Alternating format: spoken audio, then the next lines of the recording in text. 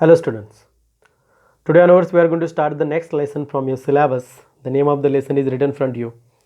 Algebraic expressions and identities. Algebraic expressions and identities. Here regarding to this algebraic expression, regarding to identities, maximum points you have already studied in the 7th standards. Okay, means what is meant by algebraic expression, that you already discussed. That's why I have written here a definition. Maybe you heard about this definition, or maybe you well known about this definition. That's why I have decided I am going to explain this definition once again. Okay, what is definition written over here? Try to understand. Definition already लिख के रखी है. क्यों definition लिख के रखी है? क्योंकि एक्सप्रेशन, अल्जेब्रिक एक्सप्रेशन वर्ड तुम्हें नया नहीं है. इसके बारे में एक्सप्लेनेशन, इसके बारे में जो डेफिनेशंस है ऑलरेडी 7th स्टैंडर्ड में और 6th स्टैंडर्ड में इसके बारे में थोड़ी बहुत हो चुकी है, इसलिए वो डेफिनेशन ऑलरेडी लिख के रखी है. फिर से वो एक डेफिनेशन में एक्सप्लेन करता हूँ. ओके, आज से हम नया लेसन स्टार्ट कर रहे हैं अल्जेब्रिक एक्सप्रेशंस एंड आइडेंटिटीज. देखो इधर, algebraic expression. What is mean by algebraic expression? An algebraic expression is an expression built up from integer constants, variables and algebraic operations. इसका मतलब क्या है? देखो इधर मैंने दो एग्जांपल लिखे हैं. X square plus 5x plus 6 is equal 6 and 4x plus 5. Okay, algebraic expression is an expression built up from integer constants. इधर देखो, ये 6 नंबर है, इधर 5 है, इधर 4 है, इधर 5 है. ये जो नंबर्स है वो क्या है? इंटीजर कांस्टेंट्स है. इंटीजर कांस्टेंट यानी कि तुम्हें मालूम है अभी इंटीजर में दो तरह के इंटीजर होते हैं, एक पॉजिटिव और निगेटिव इंटीजर होते हैं. समझ में आ रहा है? तो उसमें से पॉजिटिव नंबर भी हो सकते हैं, निगेटिव नंबर भी हो सकते हैं. और वो पॉजिटिव और निगेटिव नंबर क्या किए जाते हैं? देखो, with variables. That is very important. Algebraic expression is an expression built up from integer constant variables. Okay, उसके साथ वेरिएबल्स भी होते हैं. इधर देखो x और इधर भी x है. x y z a b c d 26 alphabets में से कौन सा भी अल्फ़ाबेट्स वेरिएबल के नाम पे इधर यूज़ किया जा सकता है. ओके, ये जो एक्सप्रेशन होते हैं उसमें नंबर्स होते हैं, इंटीजर्स होते हैं, वेरिएबल्स होते हैं और अल्जेब्रिक ऑपरेशंस होती है. अल्जेब्रिक ऑपरेशंस यानी कि क्या? इधर अभी देखो प्लस प्लस साइन है, उधर माइनस भी हो सकता है. ओके, समझ में आ रहा है मैं क्या बोल रहा हूँ? ऐसी एडिशन, सब्ट्रैक्शन, मल्टीप्लिकेशन, डिवीजन, ऐसी अल्जेब्रिक ऑपरेशंस भी इधर क्या हो सकती है? यूज की जा सकती है. ऐसा जो एक्सप्रेशन होता है उस एक्सप्रेशन को क्या बोलते हैं? Algebraic expression. ओके, अभी देखो next point, and this is the first point from this lesson. ये पहला पॉइंट है इस लेसन का. तो अभी मैं स्टार्ट कर रहा हूँ. ये बेसिक था इसलिए मैंने ऑलरेडी रिपीटेशन उधर लिख के रखी थी. Terms, factor and coefficients. What is meant by terms? What is meant by factors? And what is meant by coefficients? Maximum time we are going to use these words in 8th standard. Terms, factors and coefficients. That's why you must know about it. Terms, factors and coefficients. Okay. For that purpose I am going to consider this second example. देखो, और मैं ये तीनों points explain करके दिखा देता हूँ इधर. Consider 4x plus 5. Consider 4x plus 5. Let me tell you first of all what is meant by terms. Okay, terms. Here 4x and 5. 4x and 5. This 4x and second one is what? 5. बीच में का जो plus है छोड़ दो उसको. अभी ये जो 4x है और ये जो 5 है, इधर देखो x स्क्वायर है, 5x है और 6 है, इधर 3 है, इधर 3 टर्म्स है, इधर कितने टर्म्स है? 2 टर्म्स है. ये जो लिखा है इधर 4x और 5, ये पहले एग्जांपल में x स्क्वायर, 5x और 6 लिखा है. ये जो सारे पॉइंट्स है और we can say those are the concepts which are given over here. इसको बोलते हैं terms. Terms of that respective algebraic expression. Algebraic expression का क्या बोलते हैं? टर्म बोलते हैं. बाद में देखो फैक्टर्स. फैक्टर्स यानी कि क्या है? देखो, अभी ये जो 4x टर्म है ये हम ऐसे भी लिख सकते हैं 4 इंटू एक्स. ये जो 4 इंटू एक्स है इसको बोलते हैं फैक्टर्स ऑफ टर्म. उसको क्या बोलते हैं? Factors of term. अभी इधर 5 है तो 5 कैसे लिखेंगे? देखो 5 इज इक्वल टू 5 इंटू 1. ये जो 5 इंटू 1 है इसको क्या बोलते हैं? Factors of term. समझ में आ रहा है? Next, coefficients. क्या है? Coefficients. What is mean by coefficients? Listen and try to understand. Okay, here what we will do, we will consider here एक टर्म कंसिडर करेंगे। देखो अभी इधर 4x मैंने एक टर्म कंसिडर किया। इसमें ये जो नंबर 4 है हियर, ये जो नंबर 4 है is called as, this number 4 is called as, what it is called as, that is very important, numerical coefficient or simply coefficient, we can say is called as, direct लिखता हूं इधर, numerical coefficient भी बोलोगे तो भी correct है, simply coefficient बोलोगे तो भी करेक्ट है, no problem at all. Okay, simply यानी कि ऐसे ही।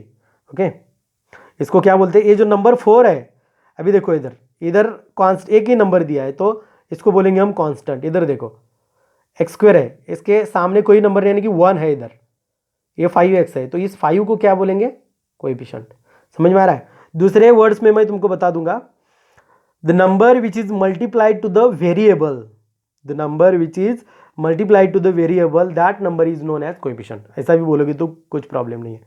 समझ में आ रहा है? ओके, टर्म्स यानी कि ये देखो इसमें 4x और 5 ये हमने कंसिडर किया, उसमें 4x एंड 5 वो टर्म्स है। जब हम इसके फैक्टर्स निकालते हैं तो जो मल्टीप्लिकेशन आता है उनको फैक्टर्स ही बोलेंगे। कोएफिशिएंट्स यानी कि वेरिएबल को जो नंबर मल्टीप्लाई किया जाता है उसको क्या बोलते हैं? कोएफिशिएंट। ओके, 4x में 4 is called coefficient. Okay, next point we will continue now.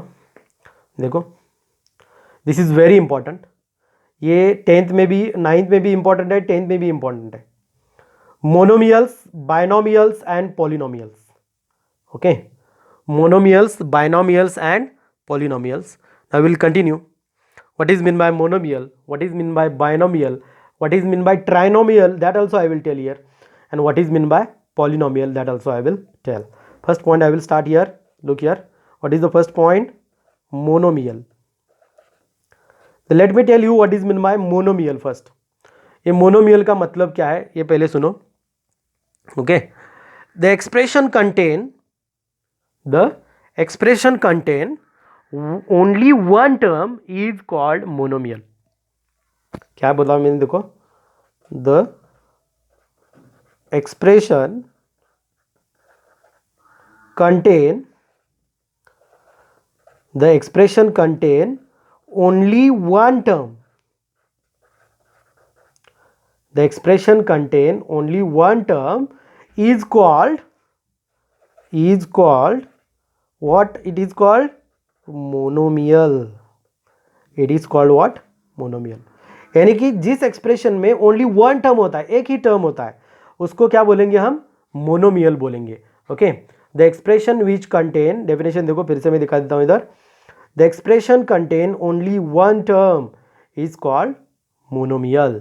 Okay, for example I will show you here monomial के एग्जाम्पल जो होते हैं वो कैसे होते हैं। देखो फॉर एग्जाम्पल मोनोमियल का एग्जाम्पल मैं भी इधर दिखा देता हूँ। इधर 4x², इधर देखो कितने टर्म्स है? एक ही टर्म है, 7x minus 5y minus 5y 5xy²। ये जो एग्जाम्पल है इधर ध्यान से देखो, इधर कितने टर्म्स है? Only one term is there, that's why those expressions are known as monomials. Okay, अभी तुम्हें समझ में आया होगा। अभी हम देखेंगे बाइनोमियल्स। ओके, क्या देखेंगे? बाइनोमियल्स। अभी इधर देखो, बाय मीन्स 2, अभी तुम्हें समझ में आया होगा। मोनोमियल्स में कितने टर्म्स होते हैं? 1। अभी बाइनोमियल्स में कितने टर्म होते हैं? 2। The expression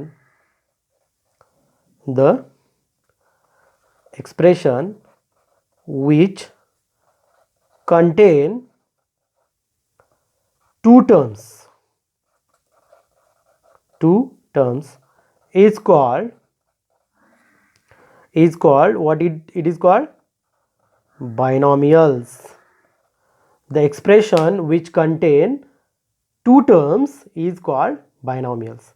फॉर एग्जाम्पल इधर मैंने लिखा था, ये देखो 4x प्लस 5, दो टर्म्स होनी चाहिए. ओके, कितने टर्म्स होने चाहिए? 2 टर्म्स होनी चाहिए. Okay, that is known as a plus B, X square plus Y square. This is nothing but what? Monomials, sorry binomials. इसको क्या बोलते हैं? Binomials. Then next, trinomials. What is trinomials? The expression which contain, कितने terms थे इधर? 2 terms थे. इधर कितने टर्म्स होंगे? 3 terms. The expression which contain how many terms? 3 terms is called what? Trinomials. Okay, the expression which contain 3 terms is called trinomials. For example, I will tell you, look here. For example, a plus b plus c, otherwise x square plus 5x plus 6. ये जो मैंने expression लिखा था इधर, ये trinomials का example है. समझ में आ रहा है? ओके, मोनोमियल्स में एक होता है टर्म, बाइनोमियल्स में 2 टर्म होते हैं, ट्राइनोमियल्स में 3 टर्म्स होते हैं. अभी लास्ट पॉइंट जो है, कौन सा पॉइंट है? पॉलिनोमियल्स. पॉली मीन्स मेनी, यानी कि मोर देन वन. एक टर्म भी हो तो उसको मोनोमियल भी तुम बोल सकते हो, पॉलिनोमियल भी बोल सकते हो. अभी इधर मैं लिख के दिखा देता हूं, देखो, पॉलिनोमियल्स. नेक्स्ट पॉइंट है polynomials. Okay, what is mean by polynomials? Try to understand. One or the expression which contain one or more terms with non zero coefficient is called a polynomial. Okay, क्या देखो, the expression which contain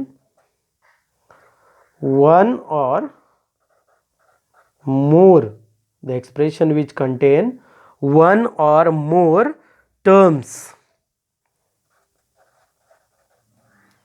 one or more terms, one or more terms with non-zero coefficient, with non-zero coefficients is called as polynomial. For example, monomial का example भी अगर दिया है तो उसको भी तुम पॉलिनोमियल बोल सकते हो. बाइनोमियल के एग्जाम्पल को भी तुम पॉलिनोमियल बोल सकते हो. फॉर एग्जाम्पल मैं अभी इधर दिखा देता हूँ. 7x, ये मोनोमियल भी है, पॉलिनोमियल भी है. Okay, x plus Y, monomial, polynomial. X square plus 7x plus 8, trinomial भी है, पॉलिनोमियल भी है. Otherwise a plus B X plus, okay, a plus B X plus C Y plus Z, ये भी अगर लोगे तो इसको भी पॉलिनोमियल बोला जा सकता है. समझ में आया?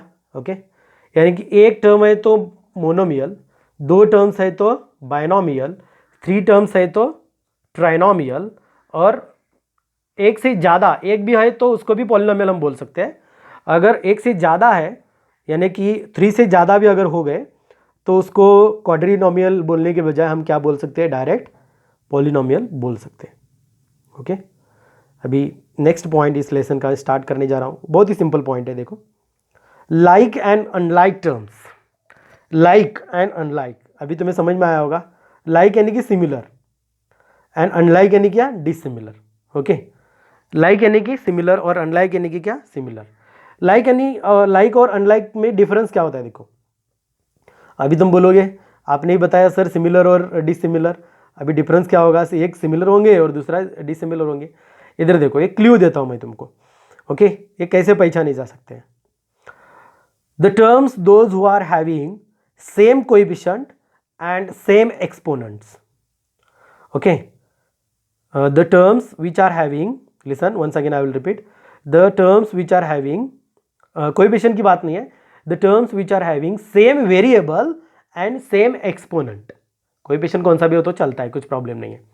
ओके, अगर सेम हो रहा है तो कुछ प्रॉब्लम ही नहीं, अगर डिफरेंट है तो भी कुछ प्रॉब्लम नहीं है। ओके, देखो the terms, once again I repeat, the terms which are having same variable same exponent, यानी कि वेरिएबल का एक्सपोनेंट भी सेम होना चाहिए, then those terms are known as like terms, and the terms those who are having different variable and different exponents, those are known as unlike terms. For example, इधर देखो like मैंने क्या बताया, same variable and same exponent, यानी कि variable का exponent same होना चाहिए। फॉर एग्जाम्पल इधर देखो 7x 9x सेम वेरिएबल है, एक्सपोनेंट भी इधर 1 है, इसको बोलेंगे लाइक टर्म्स। दूसरा दिखाते हैं, देखो 5x² 8x², ये देखो वेरिएबल सेम है, एक्सपोनेंट भी सेम है, तो इनको बोलेंगे हम क्या, लाइक टर्म्स। और डिसलाइक का क्या होता है, देखो सॉरी डिसलाइक नहीं, अनलाइक हम बोलेंगे इधर। अनलाइक में इधर क्या मैंने लिखा है, सेम वेरिएबल सेम एक्सपोनेंट, इधर क्या होता है, different variable and exponent. For example इधर 7x लिया था और उसके साथ हम लेंगे, इधर देखो ध्यान से देखो मैं क्या कर रहा हूं, 7x, ओके 7,